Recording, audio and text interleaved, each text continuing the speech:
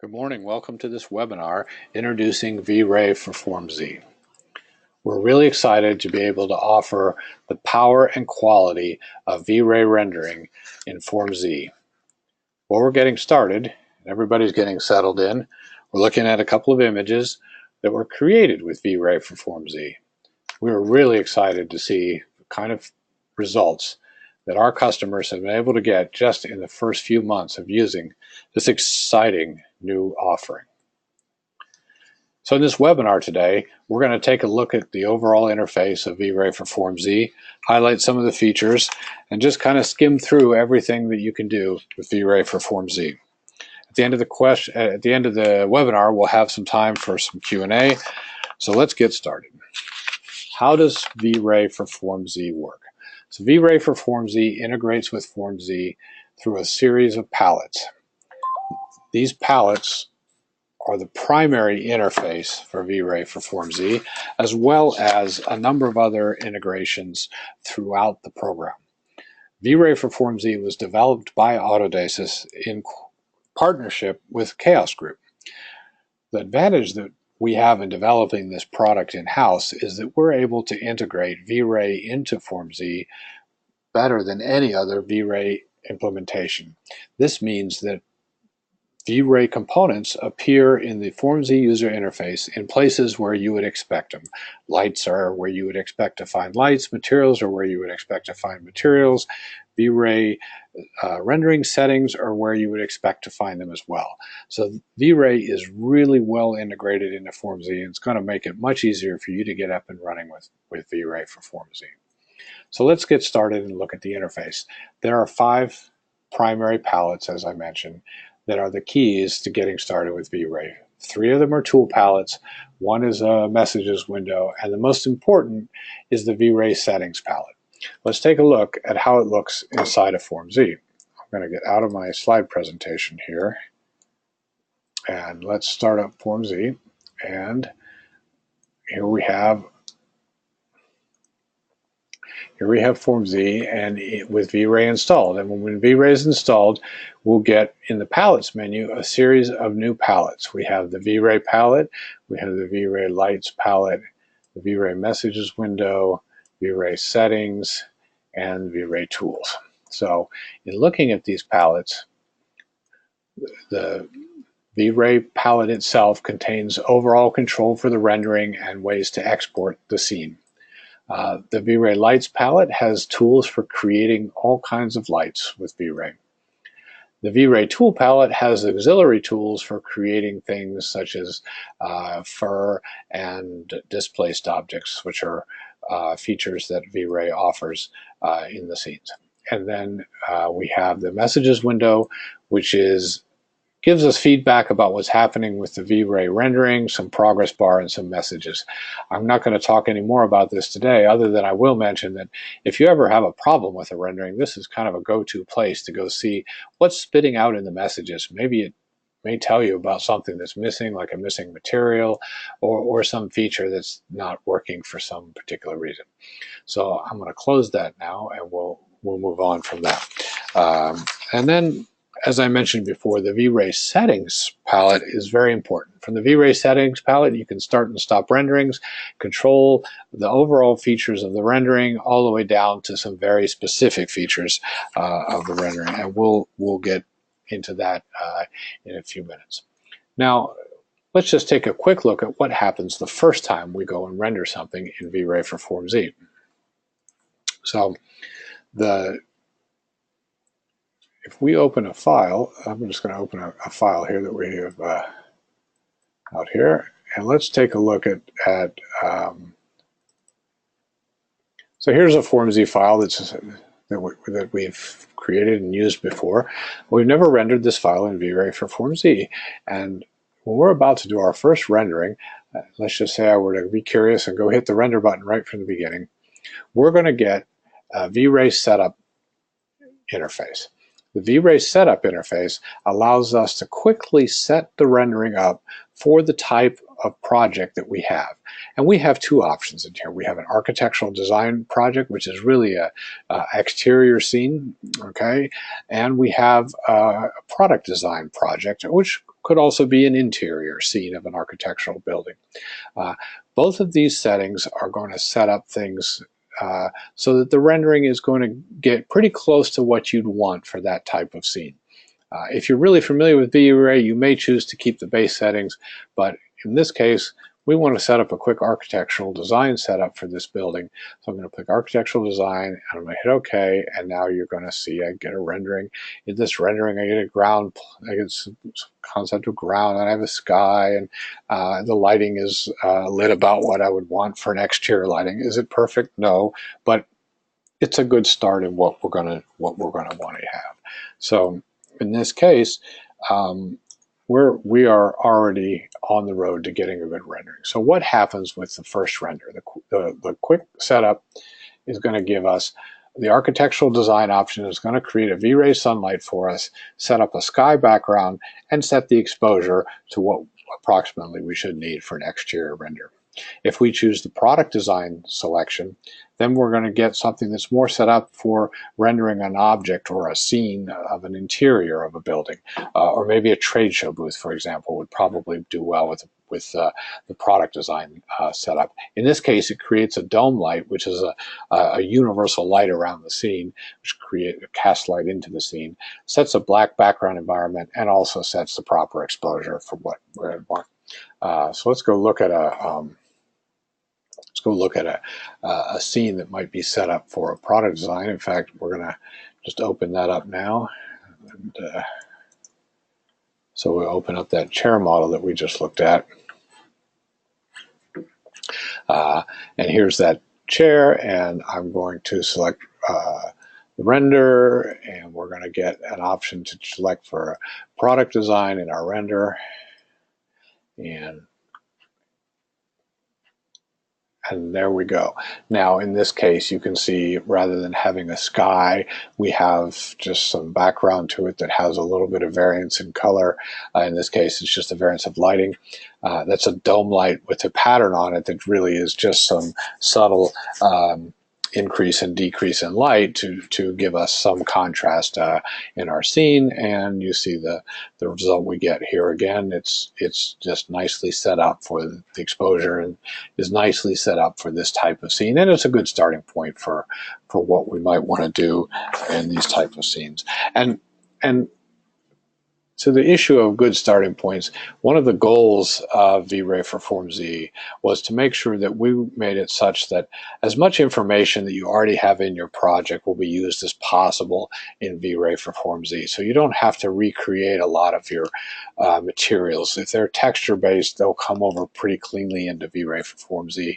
The same with basic lighting and so on. We wanted to make it as easy as possible to bring stuff over. In fact, I'm going to open a model that's very old. This is an early model that was created in an early version of formZ, and just to show you how compatible that is, here's what it looks like, and I'm just going to select render. Here again, I'm going to pick the architectural setup.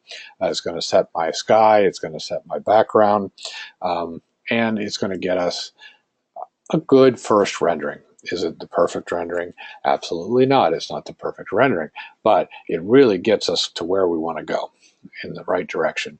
We get a nice sky, we get the basic materials showing up, we even get our tree maps here with that are transparency-based textures, all are there, and even the procedural texture that was used on this roof of the Ronchamp Chapel came over as well, but it's not as accurate because it was a procedural render zone material, which cannot be transferred in its native form to VRay, but we do get a bitmap approximation of it, which is a good start.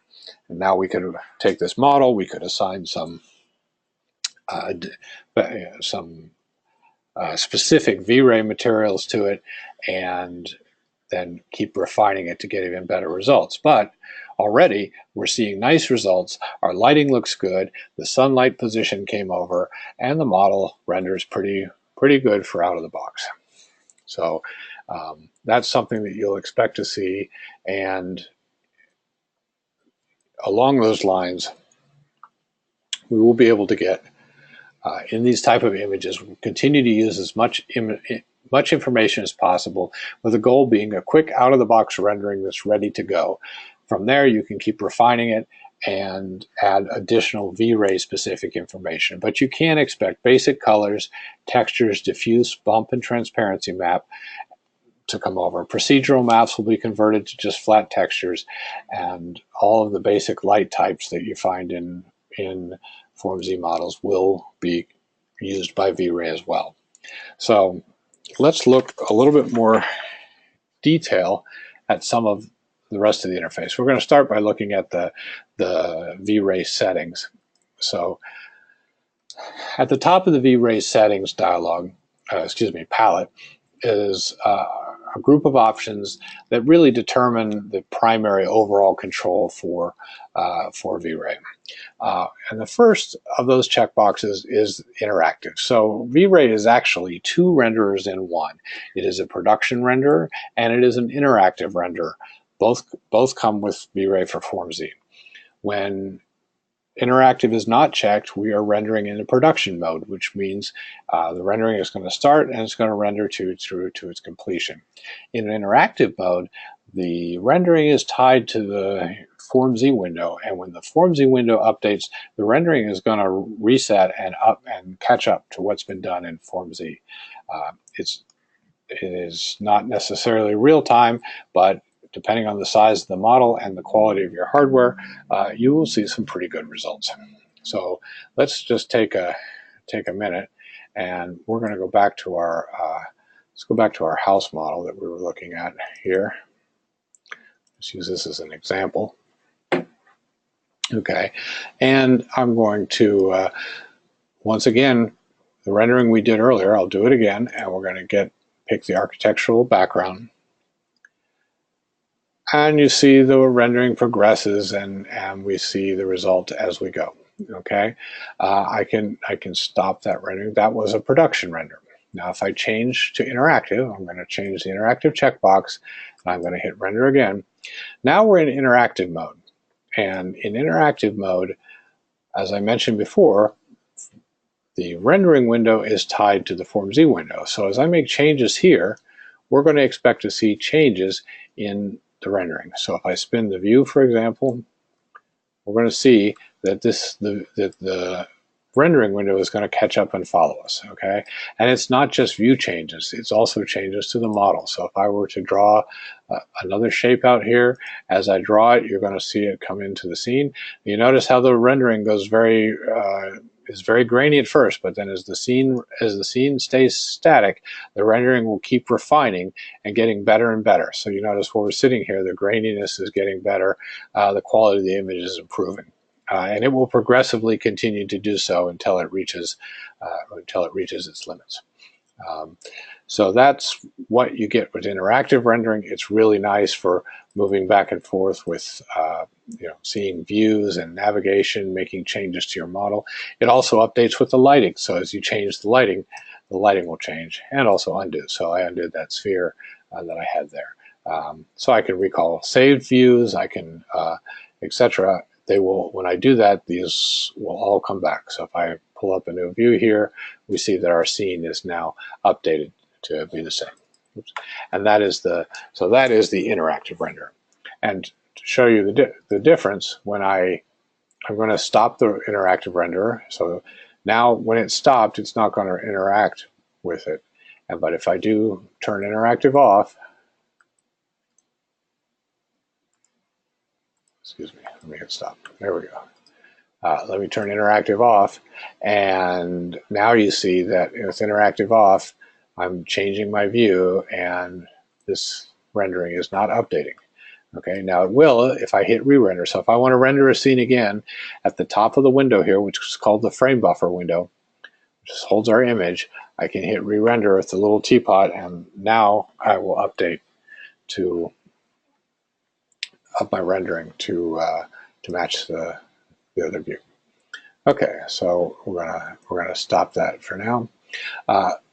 couple of other options that are pretty important up here. We have an option for progressive rendering. Progressive rendering is what we've been doing so far. It shows the entire scene as it evolves. The nice thing about progressive rendering is it gives you feedback pretty quickly, and if as you see the rendering evolve, you don't like something, you can easily stop it.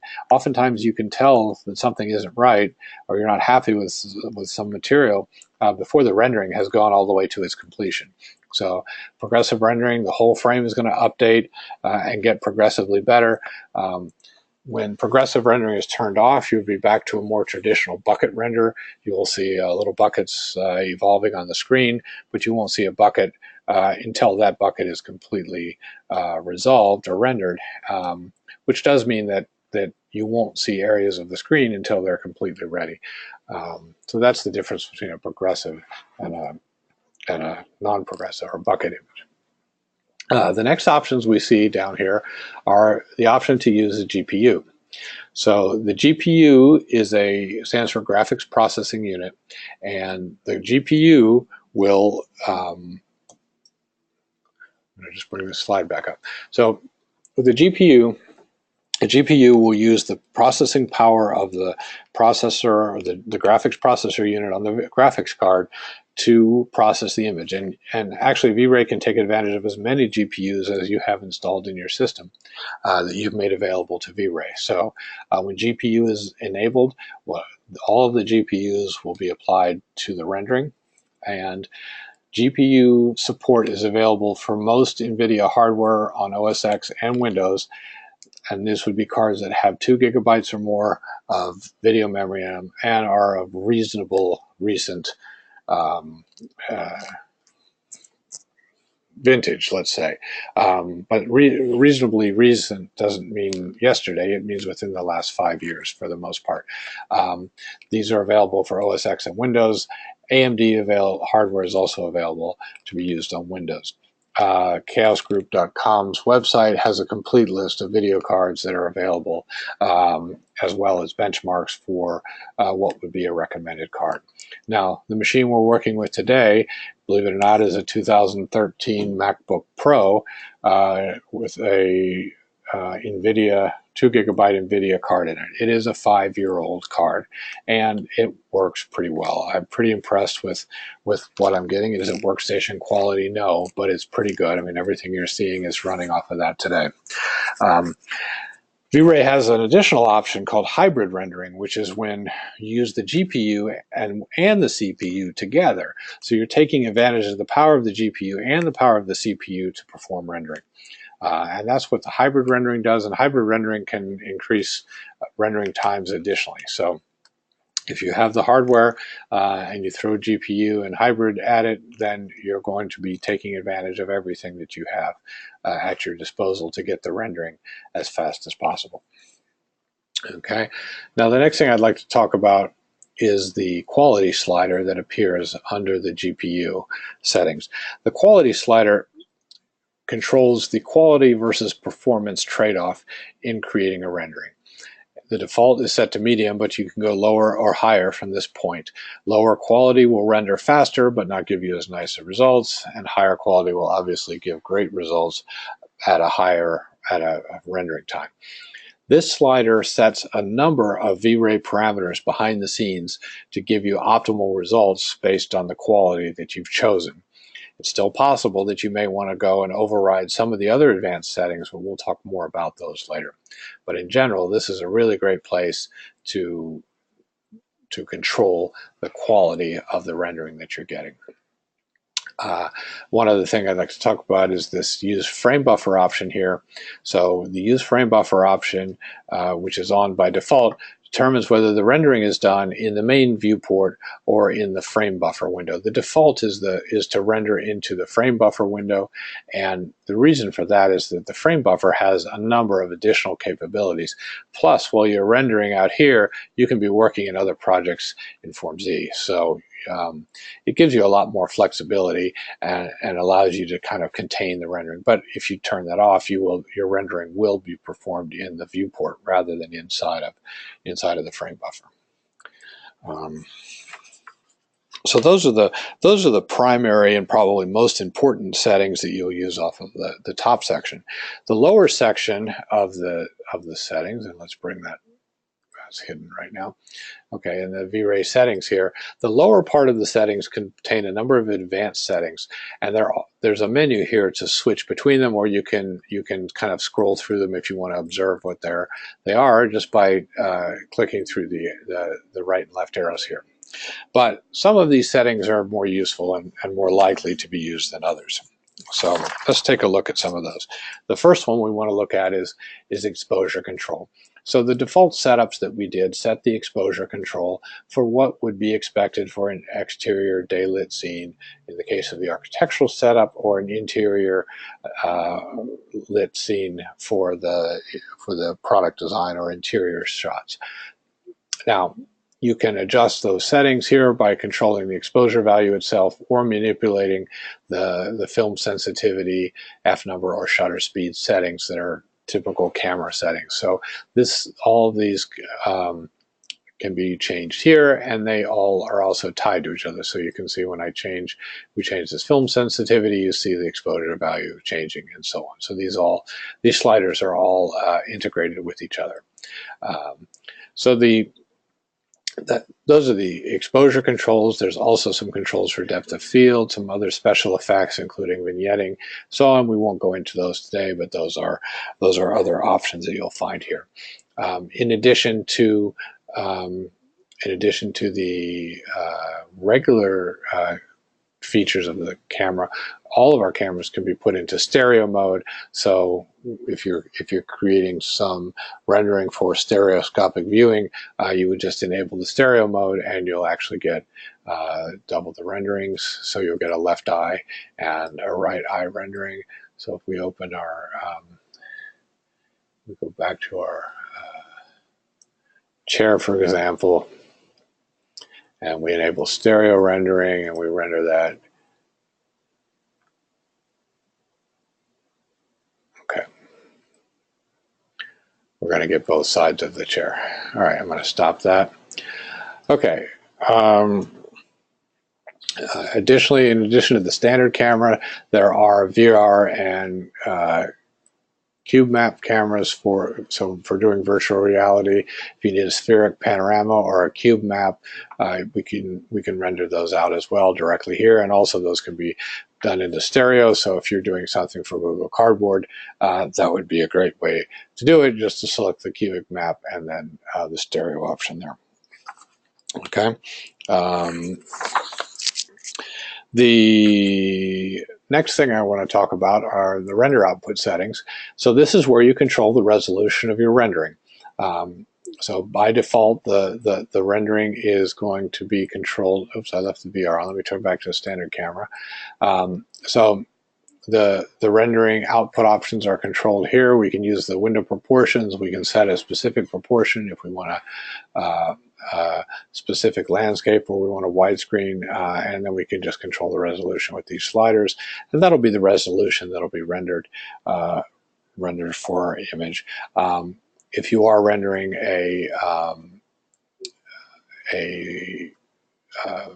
one of the VR formats, the size will be restricted, which is what I had just encountered, that the cube format requires a 6:1 ratio, for example.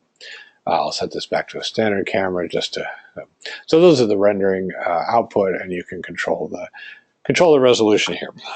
So the next setting that we're going to take a look at is the environment setting. So the environment setting controls the background of the image and controls how GI lighting is applied to the scene. By default, we have a single background that can be applied, and that background will control both the color of the background and will control the GI effects that are being applied into the image. So there are a number of features that we have here. So the background can be a simple color. So for example, if we set the background to a black color and we render our image, we would see a black background around our image.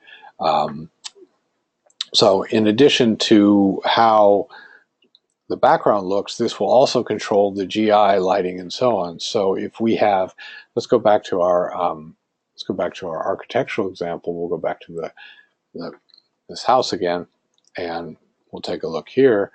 And once again, I will create a rendering here, and I'll set it to architectural design just to get ourselves going. Okay, and if we look at the environment for this option, we can see that we have a sky background. We can change our backgrounds to something else if we wanted to. We could use a specific texture if we wanted to. Let's just show what happens here. Now you see in the background, you see the texture instead of seeing the sky. And notice that the color of the image changed because this image was actually, in this case, being used for all the components of the background. So it's also pushing that color into the scene and illuminating it for GI. We don't want to do that. We can tell the GI to use just a basic color. Like if we wanted to push just black into the scene, we can change all of these settings to override to do that, and then the background won't affect it. Or we could even go back to our skylight so that we could have a sky affecting the background and have the sky affecting the reflections, but not affecting the, so here we have the sky for everything, but not the actual background color itself. So now our image is being lit is being illuminated. The global illumination and reflections are all being applied to the sky background, but the background color itself, the image, is in this case just a very dull logo that we've chosen, but just illustrates how all of this comes together. Also in the environment, we have the options for some aerial perspective, which gives more atmospheric conditions and gives more realistic renderings for realistic characteristics for exterior renderings. So, okay, I'm going to turn off all these and just go back to a regular. Let's go back to our regular sky for everything, and we'll render that again. Okay, and now we see we've got our background again. Okay, next setting I'd like to highlight is the material override. So sometimes when you're working in a model, you want to just look at the overall shading of the model, and you want to take the hues and the textures and all the other detail out of it and just look at how the lighting is looking. So that might be to study the lighting, or that might just be helping you to figure out where you have some illumination issues in a model. So the override material is a way to override all of the material in the scene to just simplify it. Okay, and in the case of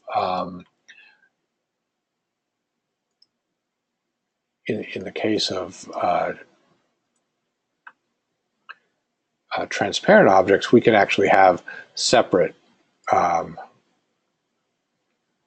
treatment of the transparent materials for those. I'm going to turn that back off. Apply the whole thing uniformly. So this is a great way. We can just use the basic color. If we want, we want to be crazy, we can, pick some, weird color. Doesn't matter, and our rendering is going to take on that color. Now we can turn the intensity up or down. Maybe that's too much, so I'll wash it out a little bit.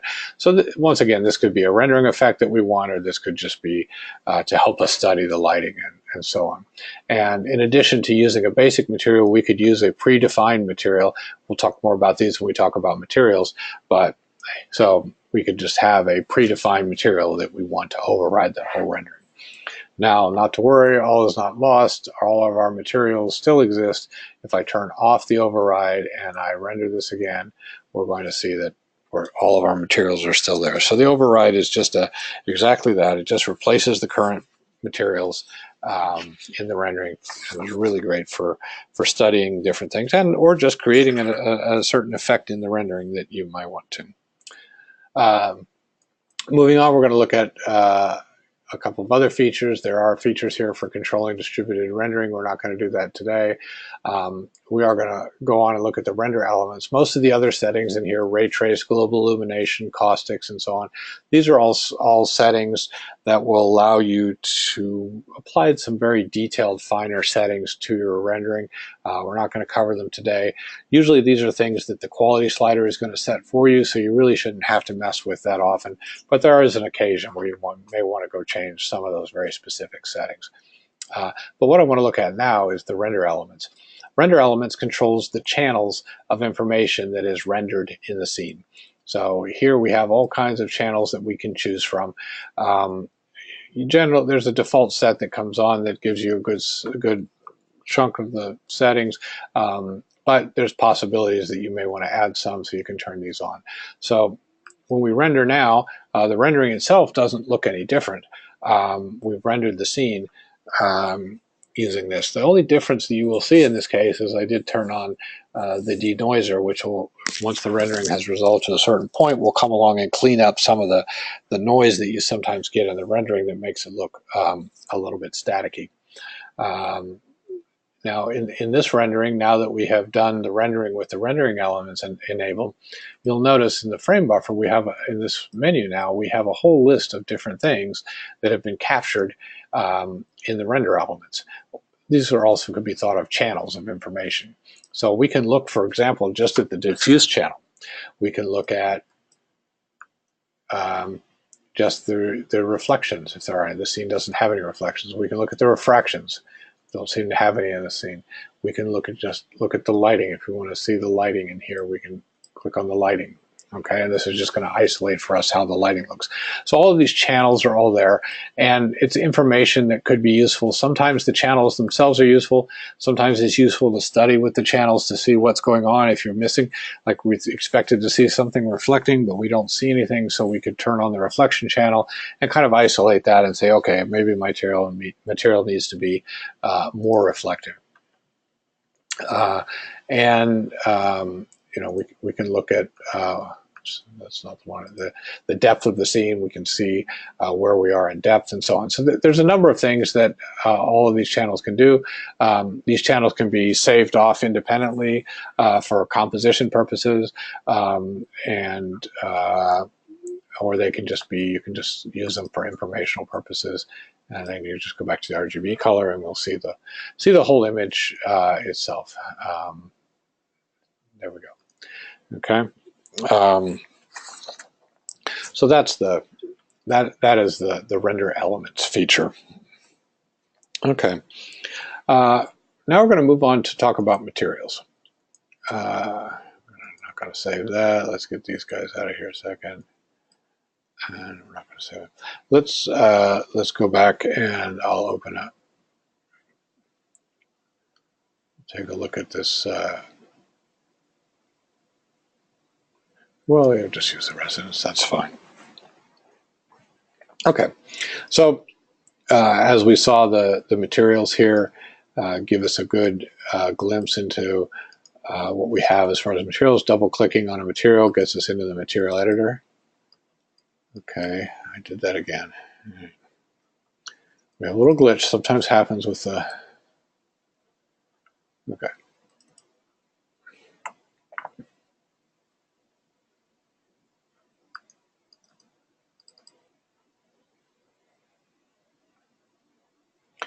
Or restart here. The webinar software sometimes interferes with our ability to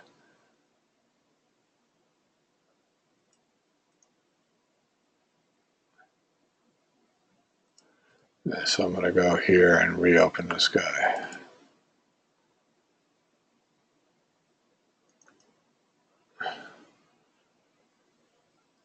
Okay, so here we have our materials, and I'm going to double click to open the material editor, and here we have some materials, and this particular material, we see in all materials that formZ has a separate representation for each renderer. This allows each renderer to keep track of its own characteristics of its materials. So shaded, render zone, or VRay are all going to have their own discrete parameters for that render. So this allows you to assign a material to an object and be able to then say what it looks like in render zone or what it looks like in VRay. And we're going to make that initial synchronization between the materials, but you could always change them to be very different if that's something that you wanted to do. So now when we look at we go to the material editor and we click on VRay, we're going to get the template for the VRay material definitions.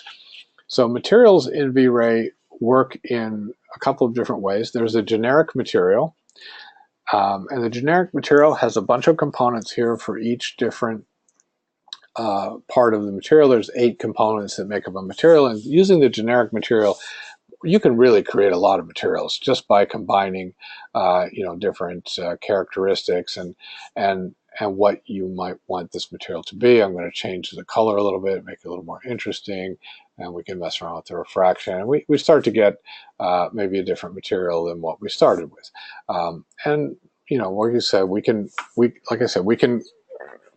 keep manipulating these parameters to create a lot of different materials, but it's not always the most intuitive way to do this. So we have specific templates for some materials such as car paint, for example. If we have a surface where we want to create a high gloss surface with some flakes in it, things that are the enamel kind of car material that you might have. So this is what the car paint material looks like, for example. Another interesting one we have is emissive materials that can actually emit light out into the scene. So here you see we making a material emissive. Let's get a nice bright color onto that. You can actually see it emitting color out into you see on the ground plane here, we're starting to see this emission of materials out onto the ground plane. So that's an emissive material. So there's lots of presets here, liquid, metals, paints, etc. So if you're creating a glass type material, pick the glass, and then you would simply change the parameters that are specific to glass, and internally it's going to use the right shader for that, etc. Okay. Now, the other type of material we have in VRay is the VRay material file. A VRay material file is a complete definition of a material, and VRay material files are provided with VRay for formZ. There's 500 of them that show up here in this group of things, and there's a whole bunch of predefined car paints, and there's some more emissives, some of the things we've seen, but they're all preset, ready to go. We have bricks, we have all kinds of things. And the basic formZ materials can be used as well with their texture maps and so on. So it gives you, between the two, it gives you over 1,000 materials just ready to go. And so if you select a VRay material as your material, you'll see it shows up here. You get the preview just like anything else. And I can switch to a different material in the standard fashion just by picking the material that I like here and dragging it up into my surface. And now that material definition is used. If I have a material that I like, that I would like to edit the parameters of that, we can do that with the VRay material editor. The VRay material editor will open that VRay material file and actually let you edit the parameters. And here we see some of the similar generic settings that we saw inside formZ, but there's a lot of additional capabilities in here, things that we can change. And for example, we could go bring a different bitmap in if we wanted to, a different texture, or we can even replace these characteristics with an additional type of material. So we can say, instead of that, we want this to be, for example, maybe we want to, let's use the smoke here. Where's the smoke? Sky, smoke. So this is the smoke pattern that's now being applied to our, we use that as our diffuse color on top of this surface, and so we get a smoky color in this case. So now I'm gonna save that, and now I have changed that material, and when we go back to formZ, we'll actually see that inside formZ now we've got this smoky pattern on our material here. So that's just using the material editor gives the full capabilities of VRay editing. There's a lot of capabilities in there. It's not something that everybody needs to do every day. So probably you'll use the basic generic in some of these material definitions, or just using a VRay material the way it comes. Most likely you may open that and change a color, but that's about what we would expect to use the editor for. But if you so choose, there's a whole series of options that you can add into the VRay material. VRay materials can be shared between different programs. So VRay materials, there's a number of them available out on the internet, so you can actually add those to your library and use them as well. One other thing I'd like to show you in the materials, some of those same capabilities that you saw in the material editor are available inside of the formZ materials. So for example, here I'm the diffuse color. Each one of these components can be chosen from a pattern as well as from an image map. So for example, there's a fog and there's a stucco. So there's some parameterized, these are parameterized shaders here, and we can actually, procedural I should say.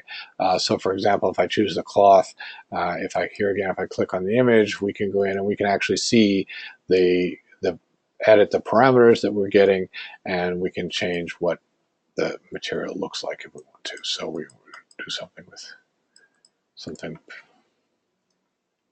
crazy color, we could do that. Okay. All right. So that's using the components, each of these components, and we could do the same for reflection and bumps and so on. So if we wanted to bump, and one of the things that is an option here is just to bring in a map. So we could just like you can in formZ shaded and render zone, we can actually bring in an image file to be our bump map. Okay, and so on. So that shows a little bit about how that works. Okay, so let's move on and look at lighting. I'm going to open a different file here. So in VRay for formZ, a lot of your, oops, there's our slide. Okay, so like the materials, VRay lights also, or I'm sorry, lights in general in formZ have separate representations for each renderer, much the way the materials did. So here we have discrete parameters for each renderer, and then in the interface we can pick which representation we're actually editing, and a lot of the common parameters will carry between them. So in VRay, the common light types are direct cone or spotlight and point or omnilight. The ambient light is not used.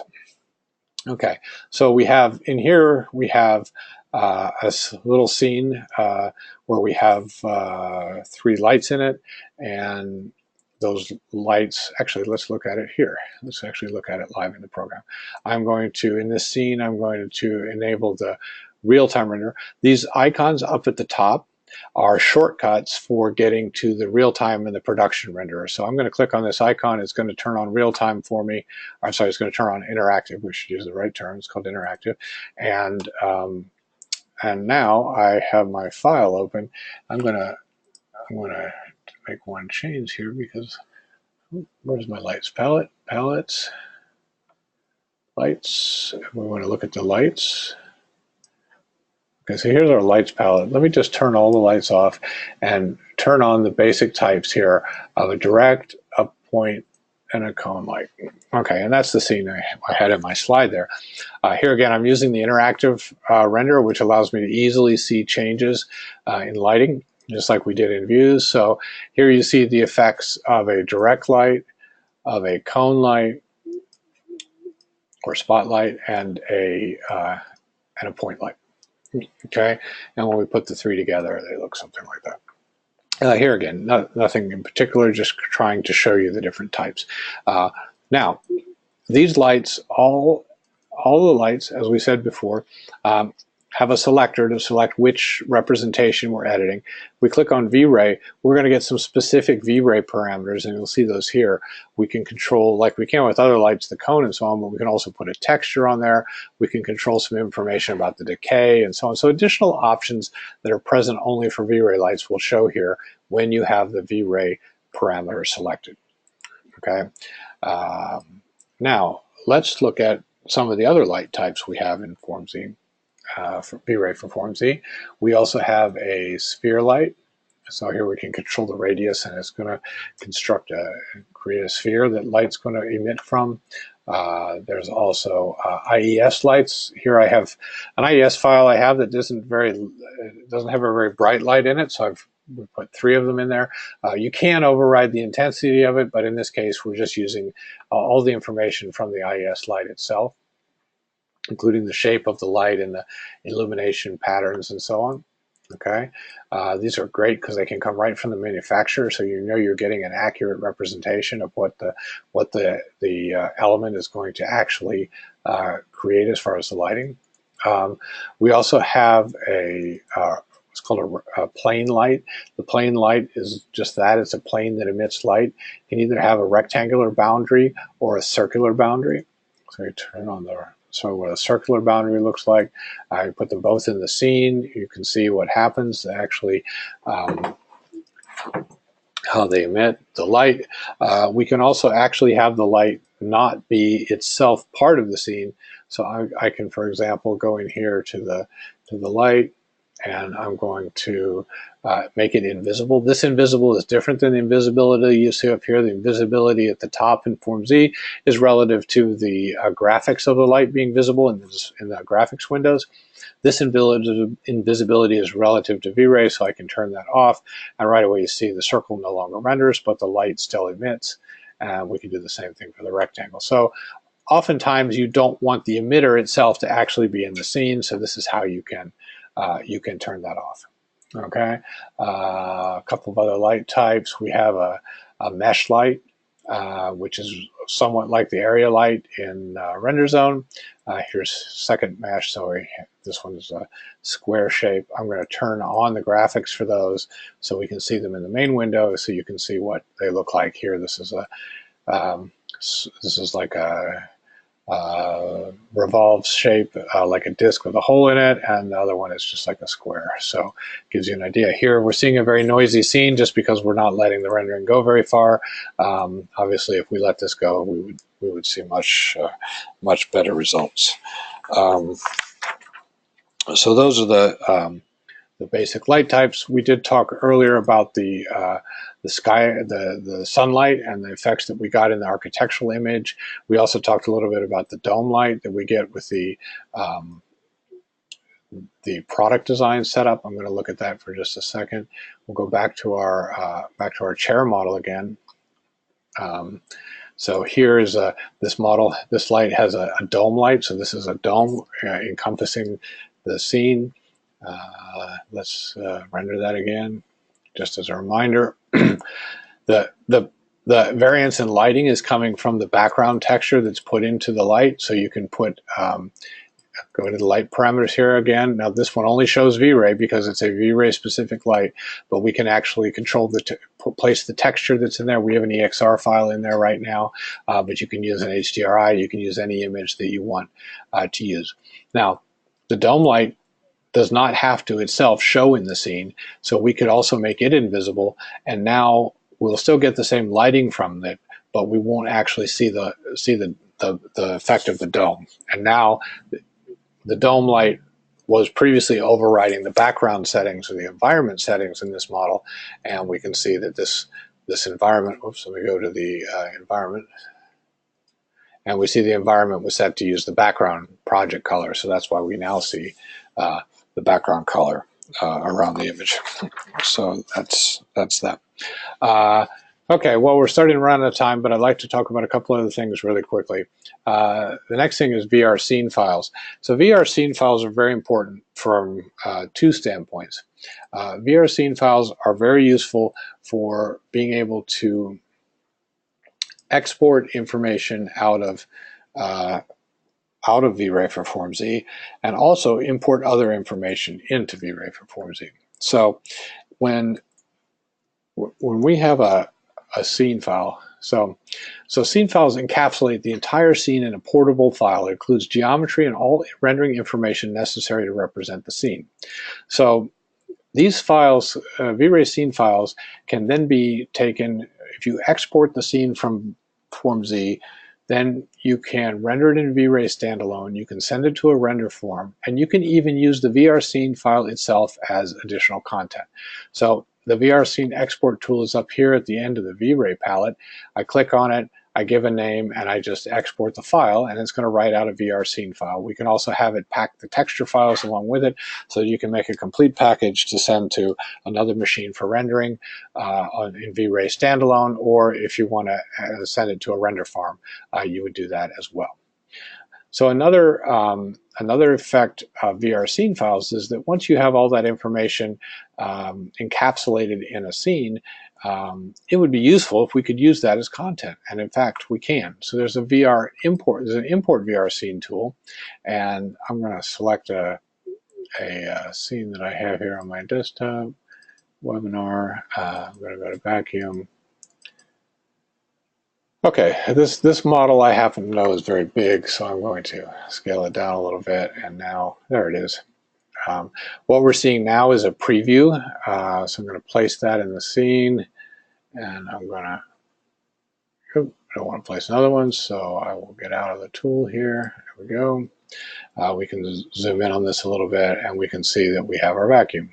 Okay, this is a preview of our image. This is a VR scene file that was created with another VRay implementation and saved the VR scene file. And in this information, we have the mesh, we have the textures, we have everything we need to actually render this thing. And I'm going to now hit let me just hit the render button to show you. If we render that, I'm going to use the product design for this example. Okay, and you can see, there we go, we get this. None of these materials exist in the formZ project. They are simply coming out of the VR scene. The VR scene file is handed off to VRay along with the rendering, and we say render this here. So it's a great way to create content. It's a great way to create a model and have all of your lighting, all of your material information there and ready to go, and so on. We did earlier. So that's VR scenes. They're pretty useful entities in both being just generating a rendering or sharing content. Okay, so let's close this. I'm going to start to wrap things up here in our overview of VRay for formZ. I'd like to talk about just a couple more things. We want to look at one more thing I'd like to look at is the VRay tools that we have, the auxiliary tools that we have at the bottom. Let me bring up my slide here for that.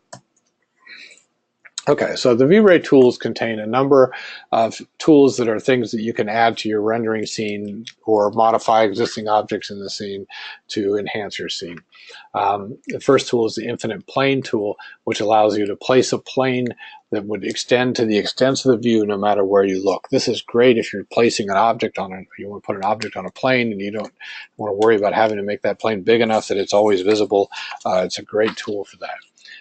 Displacement allows you to displace an object, to push and pull parts of it up and down based on an image map or a pattern. The VR mesh tools, we can import VR meshes, we can export VR meshes. VR meshes are a simplified version of what you can do with the VR scene files, from the sense that it really is just a mesh and some very basic material information. I think VR scenes are going to supplant them in the future, but there are still a lot of VR mesh content out there, and you can go get those and use them, place them here.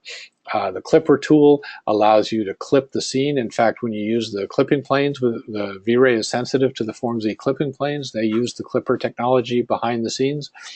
That same technology is available as a tool to allow you to create any object as a clipper. So you can actually use a sphere as a clipper, for example, or even to use a zigzagging surface through an object to cut open a building, to do a non-planar scene. Another tool we have here is the Fur tool. We have a couple of examples generated with Fur. Fur is a render time procedural shader. And just by controlling the parameters and playing with them to get different results, here you can see we did some grass, we did a rug, here we did a black fur ball. So there's lots of things. These are all very quickly done. It's rendered in procedural time, so you're not picking up all the procedural renderings are created in render time. You're not getting all this geometry in your scene that would just kill you. So these are the fur objects. And the last tool is a set focus, which allows you to pick an object in the scene as the depth for the focus and the focal point of the scene. So anything that is deeper than it or will be out of, anything that is not at the focal depth will be blurred and be out of focus. So that's the set focus tool. And the focus parameters can be changed in the VR settings panel. Okay, so that covers our overall overview of VRay for formZ. We realize this is just scratching the surface in many ways. We will be doing some more webinars on specific topics, but there are some resources available for you. There are videos available on our YouTube channel. If you have questions, please email support@formz.com. Any questions about VRay for formZ, you'll get them answered faster from us. Chaos will eventually get back to you. They may just refer it to us anyway, so please send your questions to support@formz.com. You also have the formZ forums to use for questions and answers there. And also, there is a wealth of VRay resources available on the internet. There's a number of tutorials out there that, even though the UI is for another VRay implementation, most of those features are available, if not all of them, inside of VRay for formZ. So those are all great resources. And that will wrap up what we have for today. We're going to pause the recording now so we can have a little Q&A that we won't have in the recorded session. I thank you for joining us. We look forward to seeing the wonderful things that everyone is going to create with VRay for formZ. So thank you for joining us.